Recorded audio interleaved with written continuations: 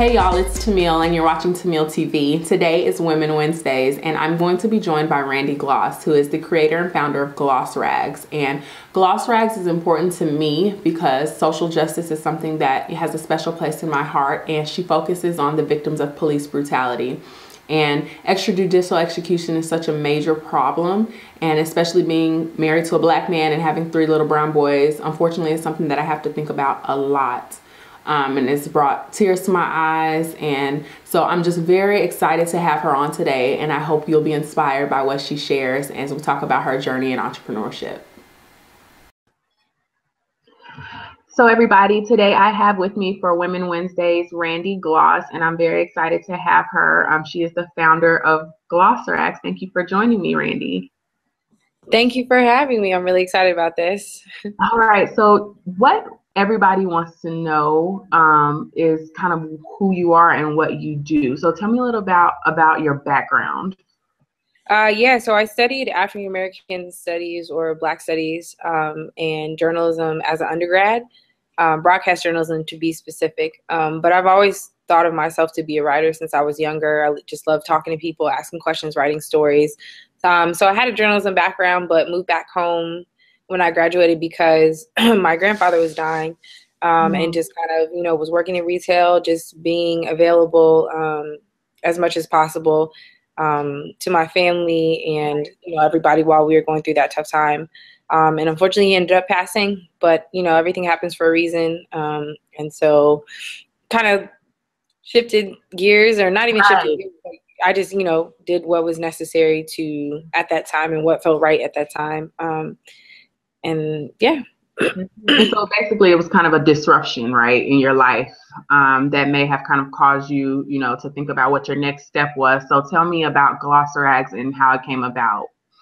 Yeah, so that was August of 2013. It was the 50th anniversary of the March on Washington for Jobs and Justice.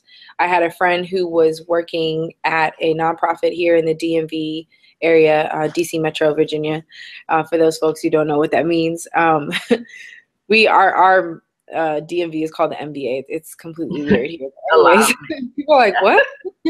But anyway, so a nonprofit called Gap Busters, and so he reached out and he was like, hey, do you want to come make signs with my kids?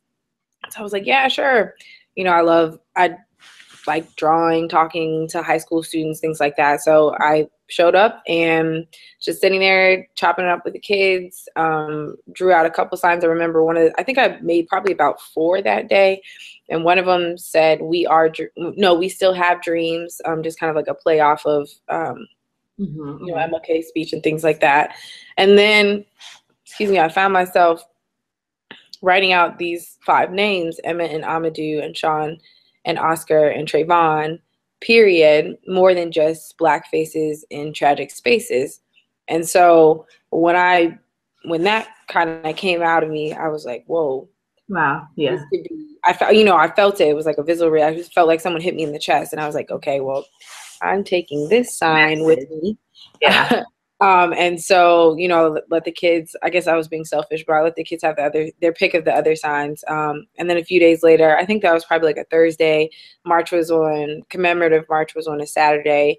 And so I went with Malcolm and his kids from Gap Busters, and then my mother and her church. And we're just out there. We're just carrying the sign with me, and pretty much it really felt like every 5-10 feet or so, someone would stop and ask to take a picture, or I could see people's faces visibly changing and reacting to what was on the sign. And then I remember even it was a couple from Germany, and they were like, who are these people? Who are these men? And so I explained it to them. And that went on for probably like 2-3 hours, because it was a long day in general. Yeah.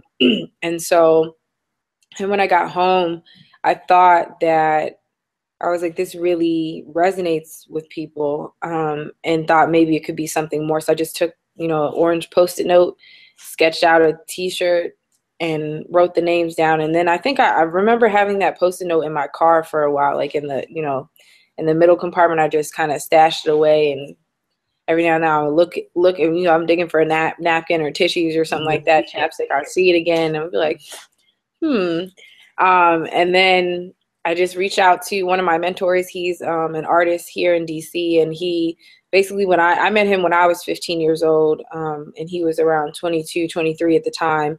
And so I got to see, he's 30 now, and I got to see him grow into, you know, having his own art gallery and having just all these different types of shows and really making a name for himself in DC, and, you know, out in the artist and creative community and things like that. And even outside of DC, you know, he's done shows at Art Basel in Miami and things like that. So I was thinking, I was like, who could I ask for this money? You know, who would be willing to give me a few, A start. a start, a chance? And so I hit him up. I was like, yo, I just need a few $100s for some shirts. And he's like, what? And I told him, I was like, no, I'm serious. I really have an idea. So then he said he needed a business plan. And I'm like, okay. So Google is your best friend. So I go on Google because I didn't go to school for business. Right. You know, I knew nothing about how to craft a business plan. And he said a MOU. And I was like, MOU, what is that? So I'm like Googling what MOU means and, you know, just kind of like learning on the fly. And he, you know, my first draft he rejected, and he told me to, you know, needed to come do better. And so went back to the drawing board and just tried to make it as strong as possible. And then the second time he said yes and paid for my first 100 shirts. And then I took off from there. So yeah, and that's really important. I mean, you just have to be willing to ask sometimes. And I think that's when we have ideas, we're scared that maybe it might not resonate with someone else, or oh, maybe it's just me that thinks this is a good idea. But it's really important to be open to, you know, just open your mouth and ask, because closed mouths don't get fed, like they say. So, you know, I think that's really great. And honestly, just thinking about, you talked about the reaction that people had, you know, when you were just walking down holding the sign, and I shake just thinking about the names. And I have the And Counting series, I have the men and the women's names. And one thing I hadn't told you in our previous conversations, that Yvette Smith is one of my good friends that I grew up with. That was her aunt. wow. And she was murdered in, you know, in Bastrop, Texas. And then John Crawford III is the family friend of someone related to me. So the degrees of separation are getting closer and closer. And I have 3 brown boys that I'm raising, and I'm married to a black man, and just, we're tired and we're scared. And it's just a burden. And I just think to have their names, it is art. And I know you're a creative person and you're a writer, and that makes so much sense that that's your background, because the message is so strong that when you're walking with the clothes, and I just recommend everybody to, you know, go to the site, GLOSSRAGS.com. It's, you know, everybody is looking. Right, exactly. Yeah, and that's important. I met Kathleen Cleaver at a documentary for the Black Panthers, and she was there. Wow. Yeah, no, that was awesome. And she told me, you know, your one job, because I'm like, what do I do? Like, I'm looking at her, right? And I'm like, what can I do? You know, I'm just one person. She said, your job is to make people conscious. That's your only job. And I think that's what GLOSSRAGS does really, really well. So can you kind of tell me about like what your mission is with GLOSSRAGS? Yeah, I mean, we really do want to make people think. We want to challenge the norm. And I say this often, but I mean it, is that we want to make people uncomfortable, because when you get uncomfortable, it causes you to, you know, to act. Like if you're too hot, you know, you're like, I want to take this, you know, this vest off. Or if you're too cold and it's not comfortable being cold, you want to, you know, want to warm up, or whatever it is, something makes you uncomfortable. That discomfort usually drives you to action. In some, however big or minuscule, you're driven to act. And so it just makes me think about, just the other day, I had a woman tweet me, and she was coming out of, I'm pretty sure she was like at a public, you know, YMCA, finished swimming, and she was, you know, getting dressed again, and she had her And Counting crew neck, and she said this white woman walked up to her and was like, your sweatshirt makes me uncomfortable. And as you know, it's like, yes, like we're still winning, you know, we still got it. And the shirt still has that shock value and impact, and that really, I don't necessarily want to say it makes me happy, but it definitely reaffirms that that I'm you know, that these shirts are still worth printing. And that, I mean, that's not something that I ever doubt. I definitely have moments where it literally pains me to have to think about what name I should add next. like that. And that's really challenging, but I think that it was refreshing, I think, with the Stay Woke jackets and the Stay Woke collection that we've had out since October, to be able to do something a little bit different, but still in that same sort of consciousness lane. So, and I thought a lot about that concept as well. I was actually, in an interview another day, somebody asked me how I came up with that, and I was like, looking through old emails and stuff like that, and I saw it was like, actually, I thought it was 2015, but my homegirl, she was like, so it's like August 2014. She's like, do you have any ideas for new stuff? I was like, yeah, I think I want to do like a Stay Woke shirt or something. And that was it. And that's all I said. And then here we go, August 2015, or October rather. And they got this, the jackets came to life. But I remember sitting down and sketching them last winter, having, thought about different pieces that I wanted to try, pieces that I like from street style. But really the Andinkra symbols, are a group of West African symbols that have, they teach lessons, and they have, why am I forgetting?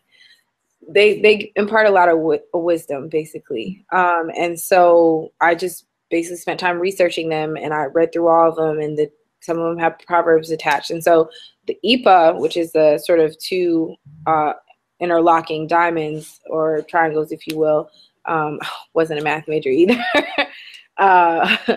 But they represent handcuffs. And so, you kind of think about it like that. So handcuffs were introduced into West African societies through slavery, but then West African, or not just West African, but African societies adopted them then as a part of how they then enacted law and order and justice within their societies. And so IPA itself symbolizes law, justice, but also slavery and captivity.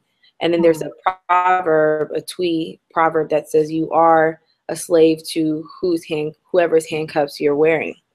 And so when I speak about this, Stay Woke is just a reminder to be awake, stay vigilant, to even in your everyday life, if you are working 9 to 5, if you're creative, whatever you may be, what are you a slave to? Are you a slave to narcissism, capitalism, sexism, racism, like any number of isms, or just even being a slave to sort of complacency, because maybe you don't know somebody who's lost somebody to gun violence or police brutality, or maybe, you're 3,000 miles away from Baltimore or Ferguson or whatever, but that doesn't mean that things could change within the next 30 minutes, to be honest. And so just really thinking critically about the type of pieces that I put out is really, really kind of like encapsulates that critical consciousness, is definitely what encapsulates GLOSSRAGS. And GLOSSRAGS itself, and I feel like this is a question that I get asked less, but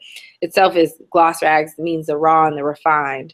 So it's a juxtaposition. So gloss, polish, it's nice, and the rags, it's rough, it's been through something, it's dirty, and so you have quality products, but then you're dealing with rough and raw subjects, emotions, all of those things. Yeah, exactly. I love that. And just the piece that you talked about, the symbolism, pulling from and tying into, West African societies, it just resonated with me because it's inseparable. Slavery and our justice system as it stands today, you can't separate the results that we're having with the disparities in our social justice system or criminal justice, without looking at slavery. Exactly. So I just think that that's, powerful. And so just expanding your collection, like you just said, with the Stay Woke, what do you see? Because I know you have to really curate, right? Like they have to mean something, they have to be powerful. Right. And I know you talk a lot about just consciousness in consumerism. So you just don't want to have all these different products. You want it to mean something. So what do you see is the future of GLOSSRAGS? That's a really tough question. I know with the pieces, it definitely takes time as far as what you wear, what you get from us that you wear, it definitely takes time. Because I know even all throughout last year, and even, the business officially started in April 2014, people are like, well, don't you want to make something more uplifting, or when's your new design going to come out? And I was like, man, there's still so much work to be done with the in Counting collection, so many stories to be told, so many layers to, you know, pick at. And so I really want to do due diligence to the issue at hand, which is police brutality. I don't even know if you want to call it risky, but it's not an easy thing, what we're doing. And it's not we've been, you know, had our share of criticism as well, even especially early on, where, you know, people are like, oh, are you profiting off of these people's lives? Yeah. You know, which is I never came from a place, you know, it was never about that. It was never about, you know, making money. I don't think, you know, but anyways, but also with GLOSSRAGS media, we want to we're working on a documentary. So I was traveling across the country by train in May of 2015. And so we have footage that we're working on to shape into a documentary and a web series.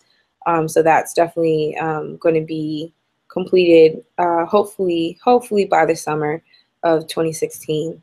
And really just creating more content, because I feel like there's definitely a void of a lot of things you hear tossed around is like, who's controlling the narrative and how do we change the narrative? And so I can just see, having been protesting on the ground in various places, you know, having seen what I see through my eyes and my lens, and then coming home and seeing what's reported on the television, there's huge differences, huge discrepancies, especially, you know, easiest reference is in Baltimore, just commuting back and forth from DC, to see for myself, see the tanks on the ground, see the vast number of police in riot gear and helmets, having those military grade weapons, seeing all of those things absent in Oregon right now.